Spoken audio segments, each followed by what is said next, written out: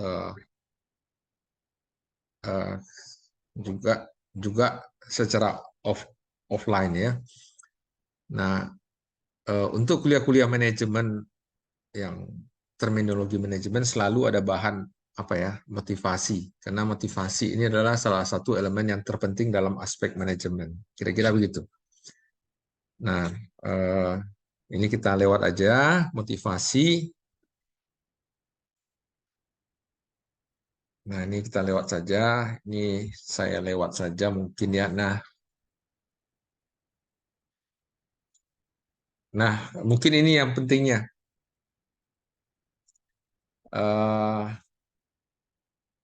Bukan ini ya. Apa motivasi itu secara definisi? Mungkin itu yang penting menurut saya. Nah, kalau kita baca beberapa referensi, sebenarnya motivasi itu sama dengan kemarin kita mendefinisikan sebuah pengertian tentang masalah. Masalah itu sebenarnya adalah gap, ya, adanya semacam gap. Nah, motivasi ini hampir sama, ya. Jadi motivasi ini sebenarnya mengapa timbul adanya motivasi? Karena adanya gambar seperti gambar ini, adanya gap antara sesuatu yang ini ya, atau di sini didefinisikan kekurangan atau bahasa Inggrisnya drawback. Sebenarnya sama, gap ya, dalam diri.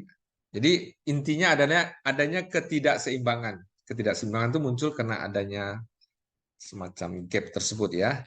Antara apa? Antara dua hal ya, antara apa yang dimiliki dengan apa yang menurut dia dipersepsikan seharusnya dimiliki. Jadi apa yang dia miliki sekarang, saya miliki sekarang ini. Sekarang apa yang seharusnya saya miliki kendaraan Innova. Kalau saya mengatakan saya persepsikan diri saya orang hebat dan segala macam, harus memiliki kendaraan apa ya? Mercedes-Benz mungkin ya, gitu ya. Mungkin saya mempersepsikan itu, maka itu timbul ketidakseimbangan di dalam diri saya. Selalu saya berpikir itu, dan ketidakseimbangan itu pertama menimbulkan apa yang disebut kebutuhan. Itulah yang awal motivasi, karena adanya kebutuhan. Ya, misalnya saya belum kawin, tapi saya mempersepsikan diri saya harus kawin. Maka ada ketidakseimbangan dan saya ada kebutuhan untuk menikah. Nah, itu mungkin beberapa dari kita belum menikah. Itulah motivasi dia.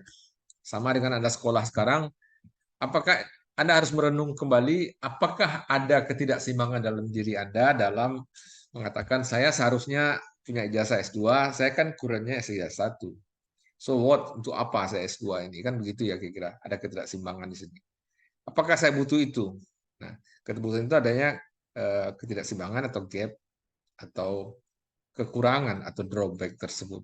Itu inti persoalan motivasi. Nah, dari gap ini maka dia artinya ada kebutuhan di situ. Maka kebutuhan karena tidak seimbang tadi dia akan mendorong dia mencapai titik kesetimbangan. Maka itu timbul dorongan. Dorongan itu yang disebut motif atau motif ya. Motivasi itu kan asal katanya motif. Motif itu yang menimbulkan motif. Atau kuliah ini sudah pernah dilakukan? Ada sudah dapat kuliah ini? Belum. Oh belum. Oke. Ya. Mungkin pernah dengar-dengar ya. Itu yang disebut motif ya. Nah, dan ada dimensi berikutnya disebut tujuan. Tujuannya sebenarnya adalah yang dipersepsikan. Jadi ada kata-kata sini, ada kata-kata yang menarik karena ada teori persepsi. Teori persepsi ini juga suatu ilmu, cabang ilmu sedikit-sedikit lah. Jadi yang media massa dan segala macam itu kan orang memainkan persepsi saja. Ya, jadi harus dipersepsikan dia harus memiliki. Kalau saya mau tidak mempersepsikan diri saya harus memiliki itu, maka saya tidak pernah menimbulkan motivasi dalam sidang. Saya cukup dengan kendaraan sederhana, saya tidak pernah memotivasi harus pakai kendaraan mewah. Bagi diri saya itu bukan motivasi saya. Kira-kira begitu. Nah, dalam konteksnya dalam perkuliahan manajemen itu dihubungkan dengan tata kelola perusahaan atau ya perusahaan lah. Nah, kita menginginkan di perusahaan itu kan ada apa namanya tujuan, tujuan organisasinya ada. Ini, bagaimana Anda membuat orang termotivasi untuk ikut tujuan itu? Sehingga harus dibuat semacam gap lah itu. Apa gap itu bentuknya gaji, bonus dan segala macam atau promosi atau jenjang karir. Jadi kalau sudah perusahaan tidak punya perspektif jenjang karir, berarti orang tidak akan termotivasi untuk mencapai sesuatu. Maka tata kelola jenjang karir, tipe organisasi dan segala macam itu bagian yang di dalam perusahaan sebenarnya untuk membangun seseorang termotivasi untuk bekerja. Itu kira-kira. Ini teori dasarnya itu. Intinya itu, ya, itu yang disebut motivasi itu. Nah, kemudian saya karena mau cepat, maka saya skip beberapa beberapa slide. Nah, beberapa pakar di dunia memiliki beberapa teori tentang itu. Tapi dasarnya itu, ya, memiliki. Jadi gambar ini yang menjadi dasar utama motivasi. Adanya ketidakseimbangan yang memunculkan kebutuhan. Kebutuhan itu memunculkan dorongan. Dorongan itu disebut motif. Dorongan untuk mencapai tujuan.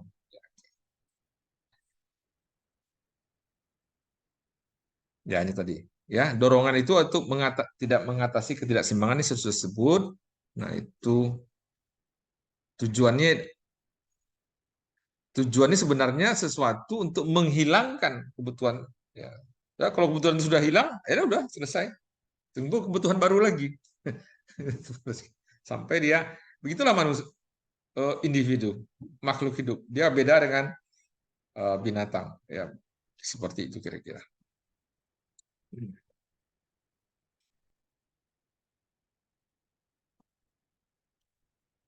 Oke. Nah, untuk mengenal lebih dalam, dikembangkan orang bermacam teori tentang motivasi ini. Nah, mungkin ada pernah dengar nih namanya Abraham Maslow, ini yang paling sering diungkapkan di mana-mana ceritanya. Kemudian Aldevar dan McGregor, ini namanya bersama dengan pemain UFC ya.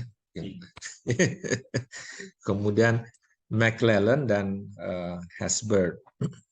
Nah, kita coba apa yang dikemukakan para pakar ini. Pertama adalah si Abraham Maslow. Abraham Maslow kan melihat motivasi itu dari sisi kebutuhan. Tadi kan ada 3 komponen motivasi: kebutuhan, dorongan, dan tujuan. Ya, maka dia melihat betul kebutuhan. Nah, kebutuhan ini dia bilang memiliki hierarki. Ya, tadi kan sudah disebut bahwa kalau dia sudah terpenuhi ini sesuatu itu, maka dia akan muncul kebutuhan baru. Maka ada semacam gitu. Kalau terpenuhi ini akan muncul kebutuhan baru dan sepertinya ada hierarki kebutuhan. Itu menurut Abraham Maslow. Nah, manusia itu yang paling mendasar itu adalah disebut sama dia, ini bahasa Inggris ya, bahasa Indonesianya kebutuhan fisik yang paling di bawah kebutuhan fisik. Ini namanya physiological bahasa Inggris, bahasa Indonesia kebutuhan fisik.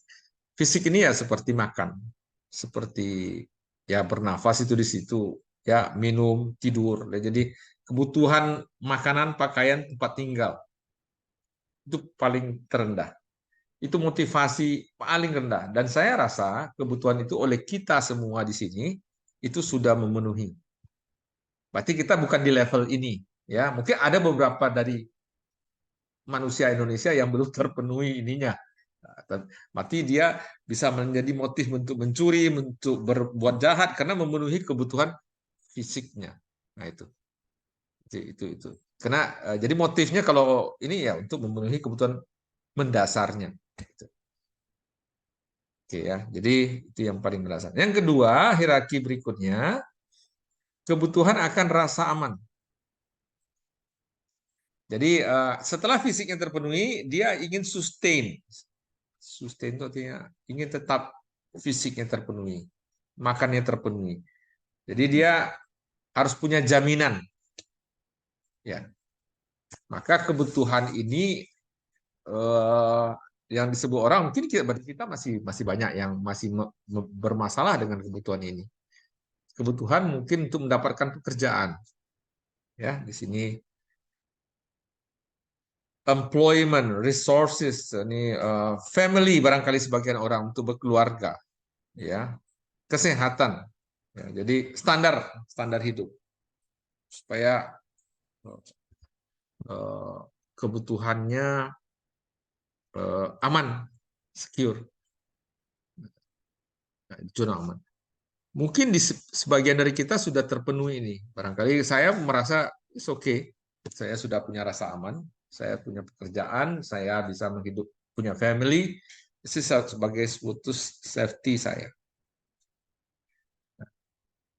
Dua kebutuhan ini, ya, yang dua mendasar di bawah ini, saya kira ininya baunya masih lebih ke individu namanya. Individu. Jadi kebutuhan yang berasal dari saya. Jadi sayanya, egonya dulu.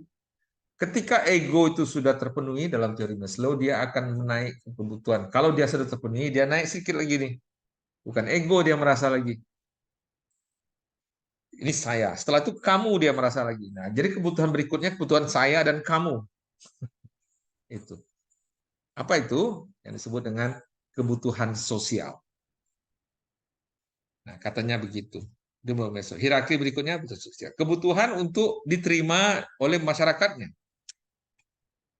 merasa adanya persahabatan, merasa adanya keakraban, ya diterima di kelompoknya dan sebagainya. Itu kebutuhan menurut Maslow yang berikutnya. Tapi di kita barangkali kadang ini bercampur. Nah, ada teori yang mengatakan ini bercampur, belum tentu itu. Tapi menurut Maslow, setelah dia egonya terpenuhi, baru dia melihat kamunya. Mau dulu, setelah itu baru aku, baru kita ada, ya baru ini, ya baru kita. Nah itu yang apa namanya kebutuhan sosial, kebutuhan dia bergaul atau bersosialisasi dengan orang lain. Karena kita makhluk sosial, kata secara filosofis manusia itu adalah makhluk sosial, bukan makhluk individu. Tapi ketika kebutuhan dia individunya harus dipenuhi dulu. Setelah itu baru dia melihat sosialnya. Ya, mungkin paradok kalau orang hanya melihat sosial, individunya tidak terpenuhi, itu melanggar peraturan Maslow ini. Nah, kemudian kalau sosialnya ini sudah dia merasa dia punya rasa aman, dia punya bergaul, dia akan menaiki level berikutnya dan menurut teori Maslow ini tidak banyak. Jadi dia kayak piramid, ya piramid. Hierarki kebutuhan ini disebut sebenarnya teori lainnya disebut piramid of need. Jadi orang yang sampai ke sana itu sedikit. Jadi yang paling banyak itu yang di bawah. Sampai ke sana itu adalah tidak banyak. Ya, tidak banyak. Apa itu yang setelah sosialnya timbul kebutuhan untuk menjadi datuk di kampung, menjadi anggota DPR, menjadi ini, menjadi itu. Nah, itu disebut kebutuhan esteem. Esteem ini bahasa Indonesianya kebutuhan harga diri, martabat, legacy. Kalau orang bilang sekarang, legacy itu saya ingin meninggalkan sesuatu lah. Saya ingin sesuatu.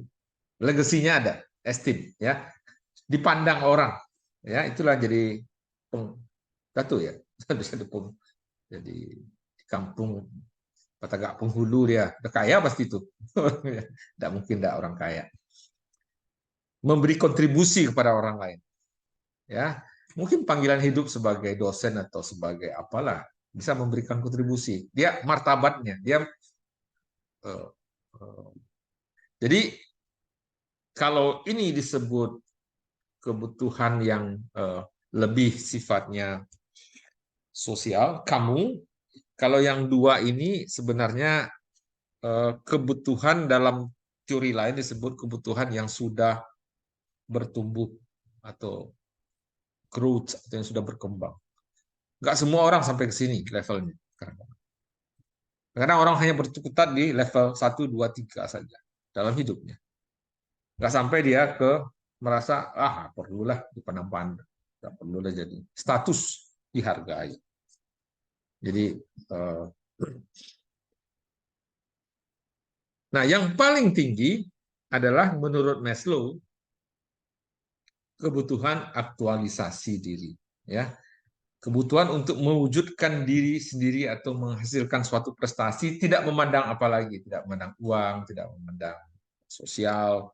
Jadi kebutuhan yang tumbuh dalam dirinya dan ingin mengaktualisasi dirinya, ya. Siapa yang mungkin ya ada sih banyak orang yang sampai ke sini. Bahkan tuh beberapa orang terbalik itu menurut teori berikutnya. Jadi teori ini di Maslow ya. Teori berikutnya disebut teori Clayton-Aldebar. Nah, ini sebenarnya sama dengan Maslow. Sama persis dengan Maslow. Itu yang saya sebut. Kalau Maslow mengatakan ada kebutuhan apa namanya? Fisik dan rasa aman, kalau dia namanya eksistensi diri. Jadi ini kebutuhan eksistens. Jadi kebutuhan eksisten ini lebih kepada diri pribadi aku nih. Di sini bahasanya aku. Mana? Ini aku. Aku. Eksistensi aku. Makanku, minumanku, tempat tinggalku, pekerjaanku.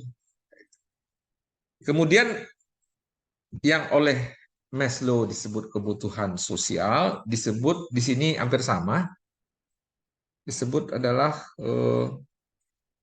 ini. Disebut adalah related need. Kebutuhan untuk melakukan koneksi, ya, to maintain di sini maintain interpersonal relationship, untuk menjaga hubungan antar aku dan kamu, hubungan sosial itu.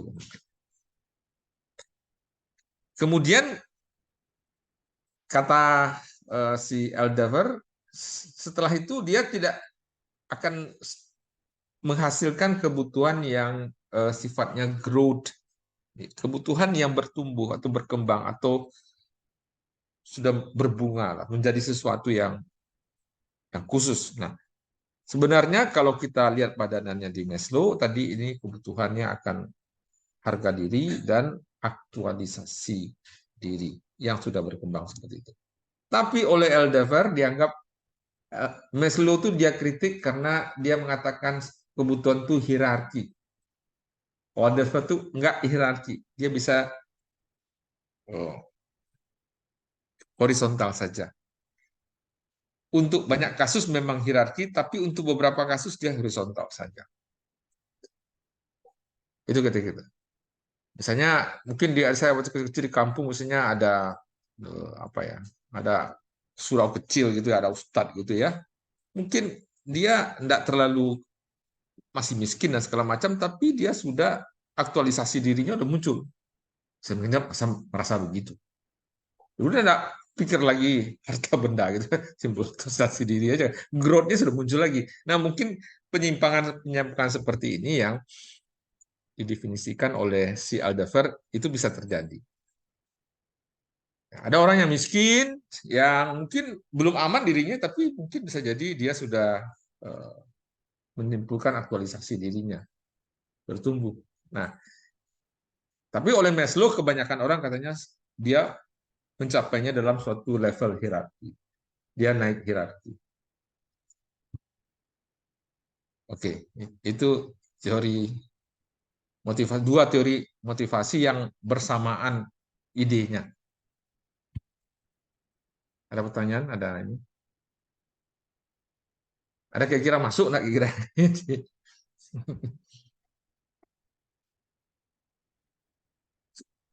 Rasanya kuliah ini sudah ada, kamu udah dapat kuliah ini? Oh belum, rasanya dulu. Ini kuliah umum nih namanya ini. Kuliah umum tentang motivasi ini umum kuliahnya.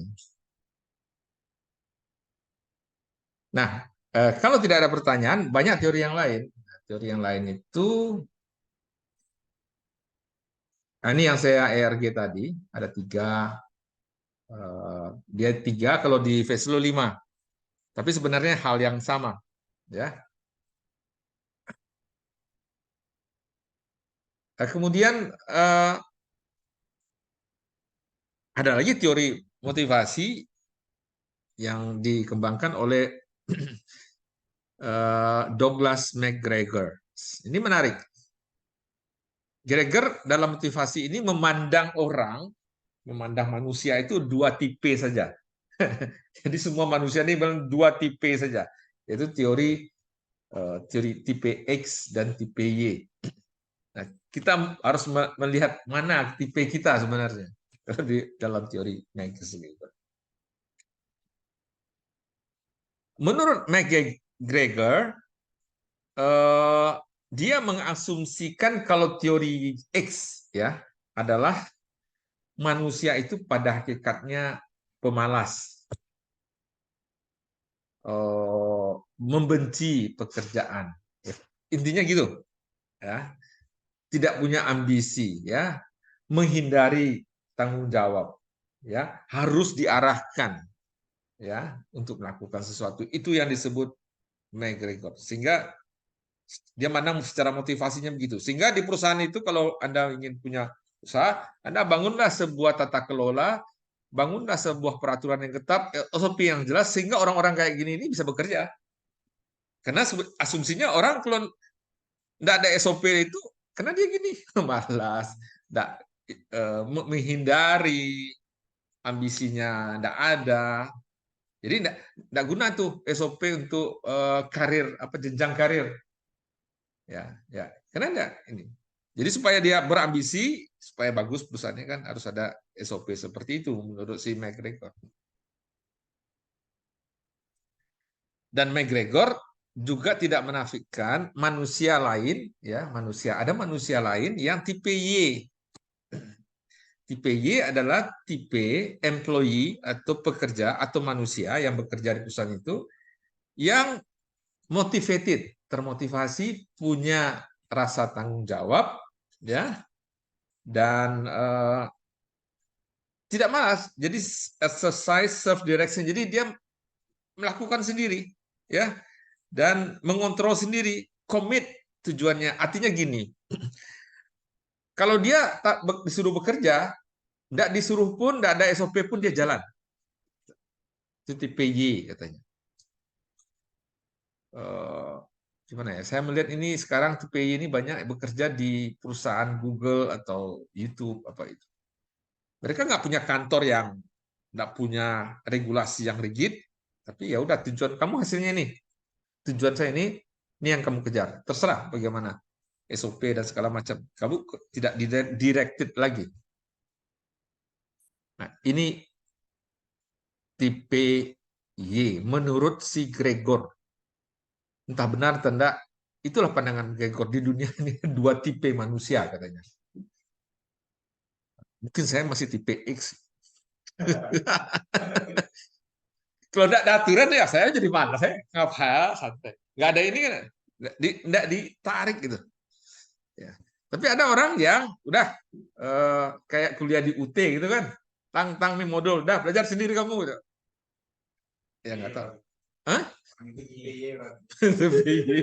Kalau tipe X masuk sana menderita ya. Ada tahu apa yang dikerjakan? Nggak ada yang direksinya, nggak ada yang ininya. Nah, banyak perusahaan sekarang memang menerapkan mengasumsikan tipe X itu sebenarnya. Tapi ada beberapa perusahaan yang mendefinisikan pekerjanya tipe Y. terutama di bidang-bidang research and design. Jadi kalau ada lembaga company yang bergerak di bidang research dan design itu tidak mungkin tipe Y. Dia mengharapkan orang tipe Y, tipe Y. Jadi dia rekrut employee-nya pasti tipe Y. Cari sendiri, ini sendiri itu. Kalau enggak ada ini research and design yang bisa dikembangkan. Dia harus mencari sendiri. Ya. Pimpinan-pimpinan profesor di Jerman itu tipe Y rata-rata. Dia mencari, kalau dia cemplung jadi profesor, dia cari uang dan segala macam bagaimana supaya labornya besar dan bisa mencari proyek lah. Jadi motivated, self sendiri itu yang disebut. Nah, barangkali kita gunanya teori ini adalah kalau kita punya ya, sebagai atasan atau sebagai apa, bisa melihat employee kita itu, oh ini. Jadi kita meregulasi employee kita based on asumsi ini. Nah, itu yang disebut dengan McGregor. Ada pertanyaan kira-kira? Ini siapa nih? Oh, ya. Oke. Ini Ilham sudah dengar ini saya? Sudah, Pak. Oke. Oke, baik. Kita lanjutkan kepada. Nah, ini saya sebenarnya mau cepat saja. Kemudian teori tadi 2 XY, tadi 2 lagi nih, 2 faktor menurut Herzberg. Nah, ini teori ini apa lagi dikatakan? Teori ini mengatakan bahwa motivasi itu ini ada yang faktor yang disebut hygiene ya, hygiene, dan ada yang disebut motivator, hygiene ini higienis ya. Apa artinya? Disebut faktor yang tidak mendorong orang termotivasi. Nah, gimana? Tetapi dia bilang di sini, kalau faktor ini tidak dipenuhi, maka dia akan menjadi sumber ketidakpuasan potensial. Itu yang paling penting. Ini faktor penting nggak ya?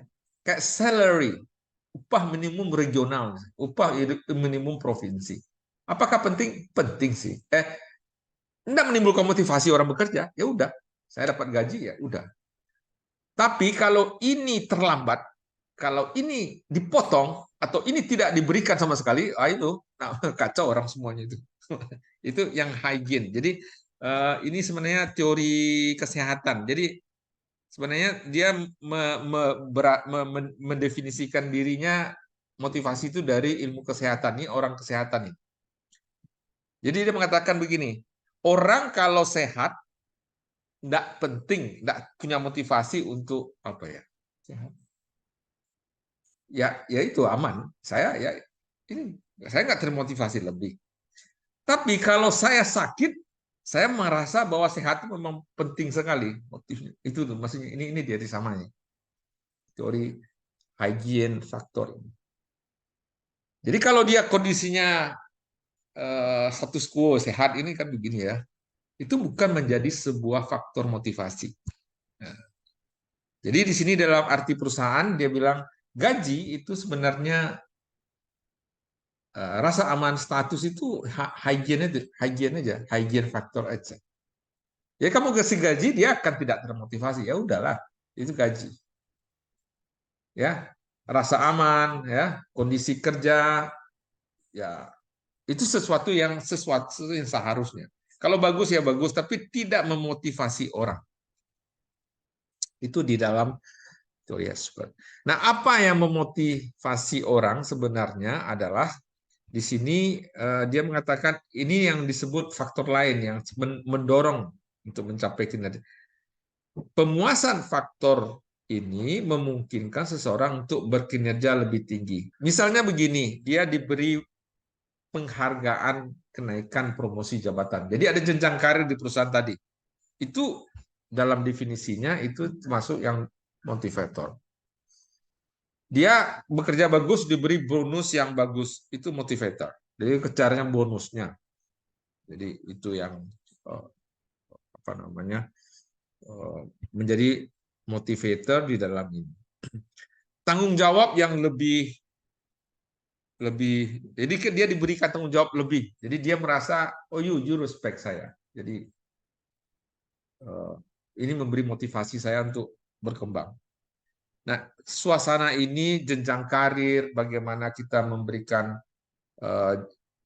job enrichment dan job enlargement pada anak employee kita, itu adalah sistem membuat dia sebenarnya termotivasi. Perusahaan yang bagus adalah perusahaan yang mampu membuat sistem itu. Nah, itu kira-kira. Kalau perusahaan yang hanya memberikan gaji saja, kayak CS kita gaji dia dapat, dia nggak motivasi macam-macam.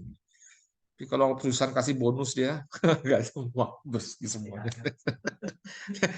THR itu masih higienik faktor aja. Seharusnya kita berikan sama dia. Nggak ada menambah motivasi. Oke. Oke, jadi sudah 3, kita sudah 4 ya. Maslow, hierarki kebutuhan. Aldefer itu semacam 3 kotak itu. Menurut XY, manusia itu, employee itu dibedakan, diasumsikan orang yang pemalas, dan satu yang orang yang tidak pemalas. Kalau ini lebih mengatakan motivasi, ada yang membuat kalau dia sehat saja itu tidak termotivasi dia.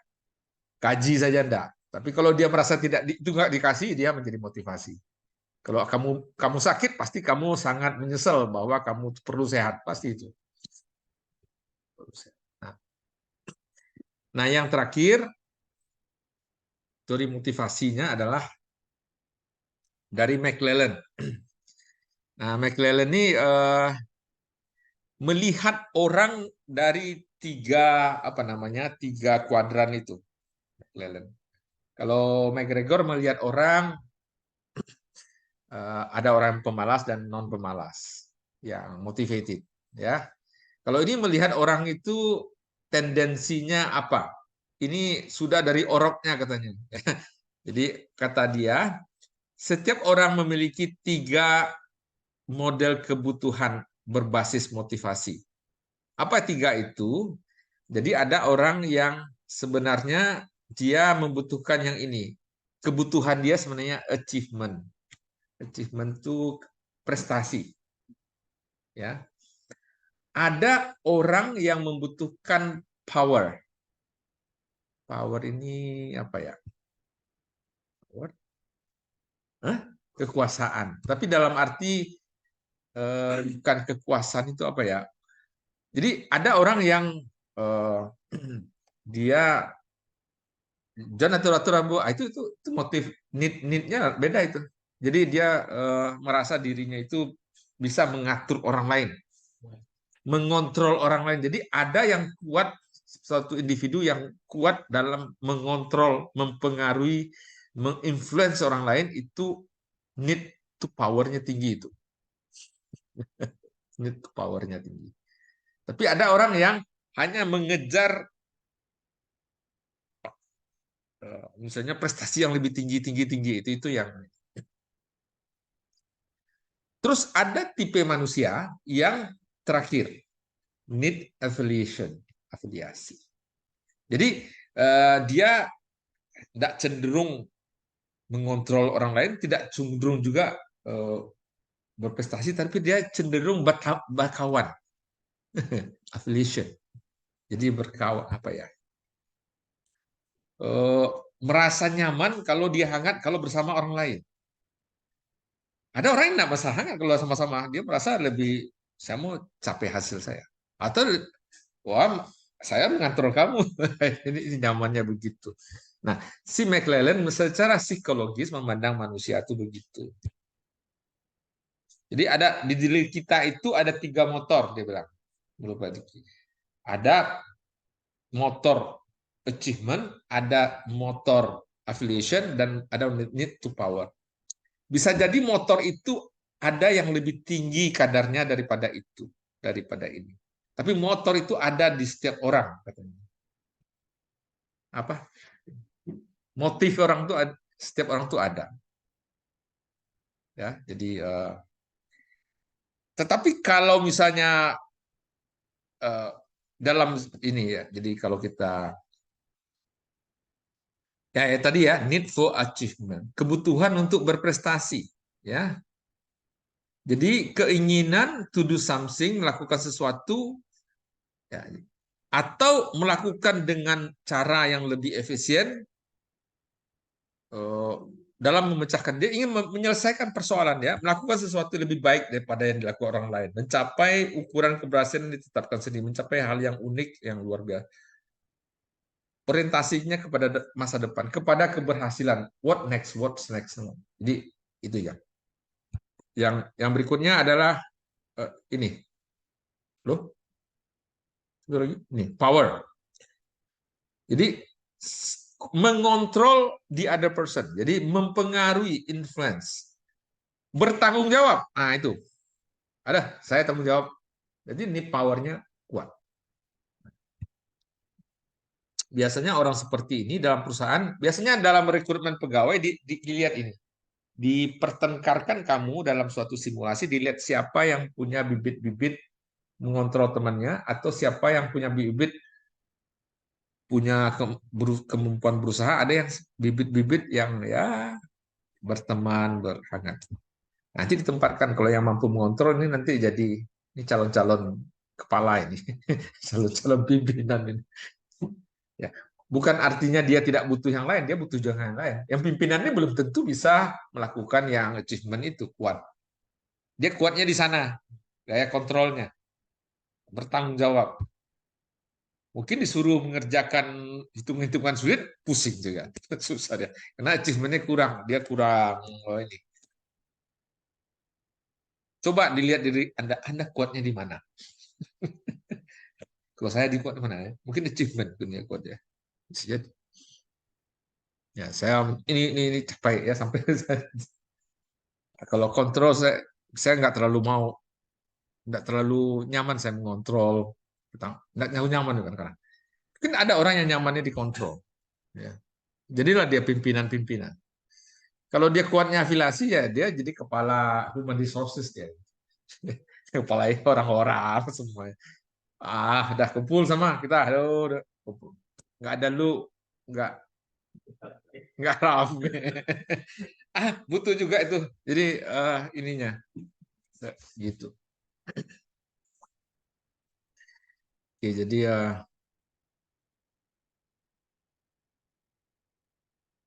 ya pencapaian adalah lebih penting daripada materi. Jadi, ini yang berprestasi ya. Jadi yang dikejar itu capaiannya aja. Capaian. Maksudnya targetnya kejar itu, ya. Itu.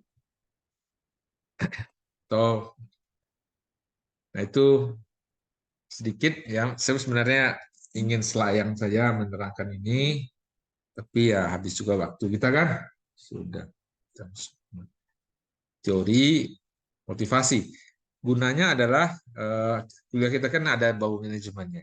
Jadi dalam manajemen itu salah satu aspek terpentingnya adalah mengenal manusia,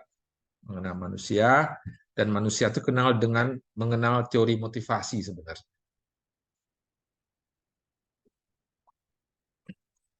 Nanti bahannya sudah ada di saya sudah kopikan ini di e-learn, kalau Anda lihat di download aja bahannya, semuanya ada.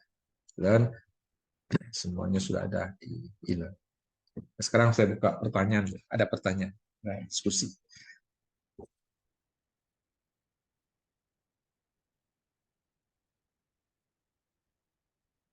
Di pause ini gimana ya? Pause.